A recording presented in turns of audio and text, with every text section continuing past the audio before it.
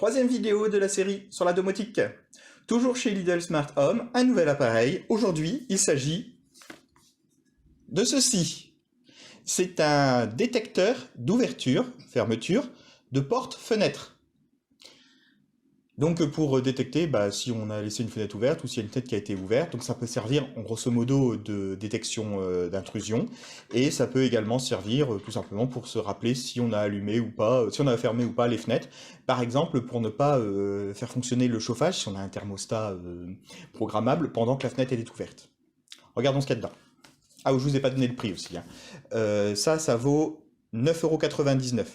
C'est pas très cher, vaut mieux parce qu'on risque, si on va en mettre une à chaque porte et à chaque fenêtre, ça va vite monter. Alors, le voici.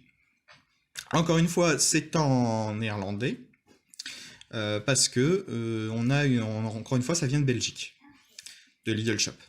Alors, on va regarder à l'intérieur. On a deux parties. Ici, alors je sais pas quelle partie se met sur le mur et quelle partie se met sur la fenêtre. Moi, j'aurais tendance à mettre ça sur le mur. Donc on voit il y a un bouton. Ah non, c'est pas un bouton. Je sais qu'il y a une LED dedans, donc on verra, c'est peut-être la LED qui est à l'intérieur, parce qu'elle donne l'état de s'il y a eu une ouverture ou pas. Parce que on a beau ouvrir, si on referme derrière, ça se voit pas. Ben si en fait ça doit avoir un clignotement qui est différent. Donc comme le précédent, c'est à pile, donc ici la languette pour l'activer, et comme le précédent, c'est de la colle 3M pour mettre sur le mur. Et donc l'autre partie, j'essaye d'en mettre celle-là, hop, l'autre partie, voilà, elle n'a rien de spécial, voilà, ça se met aussi en 3M. Et voilà, donc je vais installer ça, et puis on va paramétrer ça dans l'application et voir un petit peu ce que ça donne. Bon, je vais pas vous faire le paramétrage pas à pas comme la dernière fois, parce que c'est un petit peu long, ça doit vous ennuyer aussi. Donc je vous donne directement le résultat final ici. Donc j'ai créé un automation à partir de l'événement qui indique quand la fenêtre, elle change d'état, marche, donc c'est-à-dire ouvert en fait en l'occurrence. Et qu'est-ce que je fais? Deux premières étapes, je vais éteindre des appareils. Le premier est une prise connectée. C'est un radiateur, mais pas un radiateur connecté. Donc je l'ai mis sur une prise connectée. Il est dans la chambre et on le verra tout à l'heure dans la démonstration. Ensuite, j'arrête également le radiateur qui est dans le salon. Alors, les deux sont dans le but qu'on ouvre la fenêtre, courant d'air, chauffage inutile, pas gaspiller de l'énergie. Donc on les coupe tous les deux.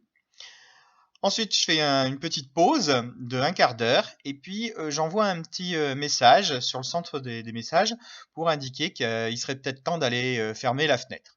Ce qui permet d'aérer le matin et puis ne pas oublier de refermer ensuite.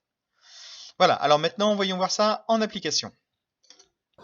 Voilà, j'ai installé ici l'appareil sur la fenêtre. Donc vous voyez, il y a un décalage parce que les fenêtres ne sont pas au niveau. Ça pose pas de problème, normalement c'est prévu, il y a un décalage d'1,5 cm et puis ça fonctionne bien ici, vous allez le voir, je vais ouvrir, ça va se déclencher correctement.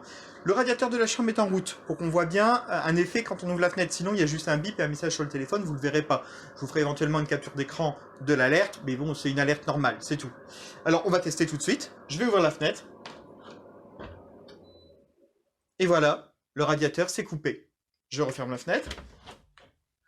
Le radiateur ne redémarre pas, j'aurais pu le faire, mais en plein été ce serait un peu embêtant.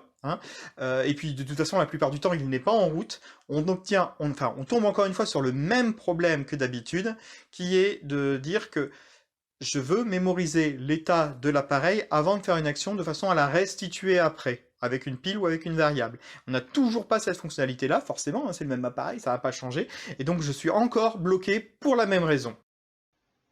Bon voilà, rien de particulier, on a juste l'alerte qui nous dit rappel de fermer la fenêtre. Voilà, la vidéo va se terminer ici. C'est une vidéo beaucoup plus courte que d'habitude. Normalement, sur cette série-là, à part la première qui était un peu longue, ça devrait être assez rapide. C'est une présentation de petits appareils. Voilà. Alors, qu'est-ce que j'en ai pensé de cet appareil-là? C'est plutôt pas mal. C'est même, je trouve, plus intéressant que le détecteur de mouvement. Ça va effectivement me permettre de ne pas devoir faire demi-tour quand je sais plus si j'ai fermé ou pas mes fenêtres l'été. Première chose très intéressante. Deuxième chose, cette histoire de ce que je vous ai montré, là, avec le radiateur, c'est pas mal, bon, sans plus. Et puis troisième chose, ça permet également de détecter les intrusions, puisque je vais en mettre un sur la porte. Oui, là je vous ai montré qu'avec un seul, parce que j'en avais commandé qu'un pour faire les tests, mais bien entendu, je vais en commander pour les trois autres fenêtres que j'ai, et également pour la porte, carrément. Et puis, ça devrait me permettre de faire tout ce que j'ai dit.